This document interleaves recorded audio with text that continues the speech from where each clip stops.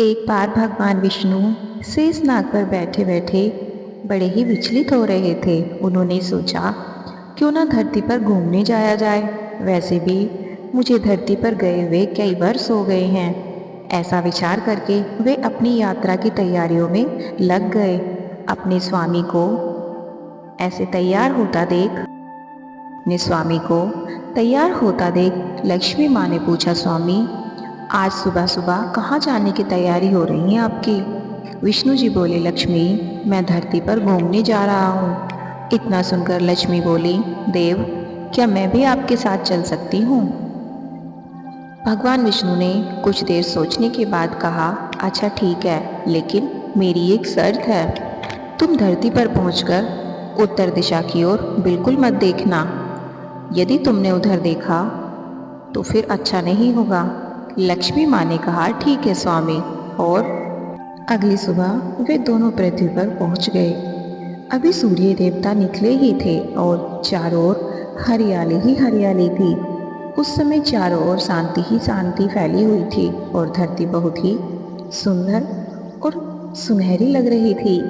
माँ लक्ष्मी धरती को इतनी मंत्रमुग्ध होकर देख रही थी और वे भूल गईं कि पति को क्या वचन देकर आई हैं। चारों ओर देखते देखते कब उत्तर दिशा की ओर देखने लगी, उन्हें पता ही नहीं चला। उत्तर दिशा में माँ लक्ष्मी को एक बहुत ही सुंदर खेत दिखाई दिया, जिसमें बहुत सुंदर फूल ही फूल खिले थे। माँ लक्ष्मी बिना सोचे समझे उस खेत से एक सुंदर सा फूल तोड़कर ले आई।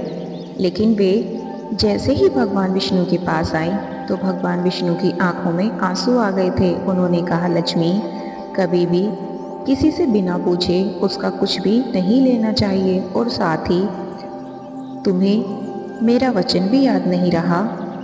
इतना सुनकर माँ लक्ष्मी को अपनी भूल का एहसास हुआ तो उन्होंने भगवान विष्णु से अपनी इस भूल की माफ़ी मांगी। लेकिन भगवान विष्णु बोले, तुमने जो आज भूल की है उसकी सज़ा तो तुम्हें मिलेगी ही।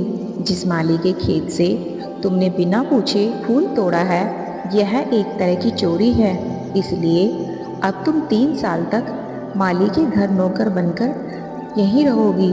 उसके बाद ही मैं तुम्हें वापस बुलाऊंगा। माँ लक्ष्मी चुपचाप ये सुनकर भगवान की बात मानने को तैयार हो गई। तभी माँ लक्ष्मी ने एक गरीब औरत का रूप धारण करके उस खेत के मालिक के घर के बाहर चली गई। घर क्या, एक झोंपड़ा ही था और उस मालिक का नाम माधव था। माधव की बीवी, 2 बेटे और 3 बेटियां थी। सभी उस छोटे से खेत में काम करके अपने जीवन का गुजारा करते थे।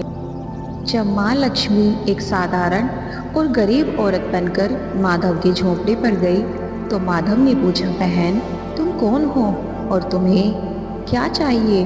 तब माँ लक्ष्मी बोली, मैं एक गरीब औरत हूँ। मेरा इस दुनिया में कोई नहीं है।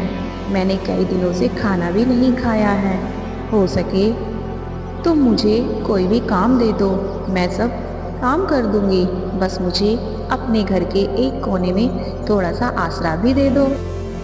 माधव बड़ा ही दयालु था, उसे उन पर दया आ गई। लेकिन उसने कहा, बहन, मैं तो बहुत ही गरीब हूँ। मेरी कमाई से मेरे घर का खर्च मुश्किल ही चलता है। लेकिन अगर मेरी 3 की जगह 4 बेटियाँ होती तो भी मैंने गुजारा करना था। कोई बात नहीं, अगर तुम मेरी बेटी बनकर जैसा रूखा सूखा हम खाते हैं उसमें खुश रह सको तो बेटी अंदर आ जाओ। माधव ने माँ लक्ष्मी को अपने झोपड़े में शरण दे दी और इस तरह माँ लक्ष्मी 3 साल तक माधव के घर में नौकरानी बनकर रहने लगी। जिस दिन माँ लक्ष्मी माधव के घर आई थी उससे दूसरे ही दिन माधव को इतनी आमदनी हुई कि वो शाम तक एक गाय खरीद लाया। फिर धीरे धीरे माधव ने जमीन खरीदी, जिससे उस पर उसने बड़ा घर भी बना लिया। अब सब कुछ अच्छा हो रहा था। माधव हमेशा सोचता था कि मुझे ये सब इस महिला के आने के बाद ही मिला है। इस बेटी के रूप में मेरी किस्मत चलकर आई है मेरे पास। समय बीतता गया और 3 वर्ष पूरे हो गए। तभी एक दिन माधव जैसे ही अपने खेतों से काम करके घर लौटा तो उसने देखा कि घर के द्वार पर एक देवी स्वरूप गहनों से लदी हुई एक सुंदर स्त्री खड़ी है।